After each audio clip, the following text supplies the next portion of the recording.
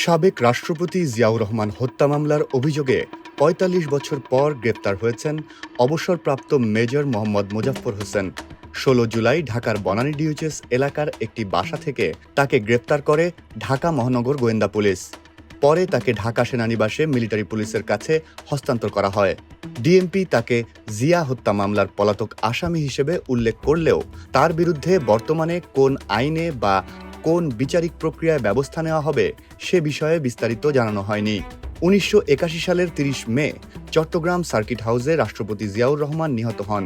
সাংবাদিক Anthony Mascarenhas তার Bangladesh the legacy of blood ১৯৯৬ সালে প্রকাশিত বইয়ে দাবি করেন, হামলার সময় জিয়ার খুব কাছাকাছি অবস্থান করছিলেন মেজর মোজাফফর হোসেন ও লেফটেন্যান্ট মোসলেউদ্দিন।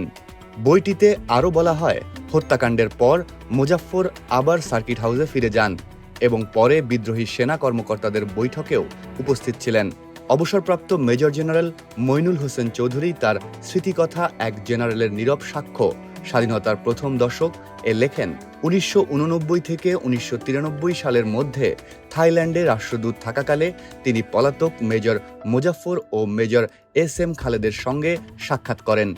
তাদের দাবি ছিল জিয়াউর রহমানকে হত্যা নয়, সার্কিট হাউস থেকে সেনানিবাসে নিয়ে যাওয়ার পরিকল্পনা ছিল। পরে লরেন্স লিফশুলস ২২ ফেব্রুয়ারি ২০১৪ দ্য ডেইলি স্টারে প্রকাশিত এক অনুসন্ধানী প্রতিবেদনে এই তথ্য তুলে ধরেন। তবে গ্রেপ্তারের পর মোজাফফরের নিজের কোনো বক্তব্য এখনও প্রকাশিত হয়নি। মোজাফফরকে জিজ্ঞাসাবাদে সার্কিট হাউস অভিযানের পরিকল্পনা, হত্যাকাণ্ডের পরের ঘটনা প্রবাহ এবং তার দীর্ঘ পলাতক জীবনের বিষয়ে গুরুত্বপূর্ণ তথ্য মিলতে পারে।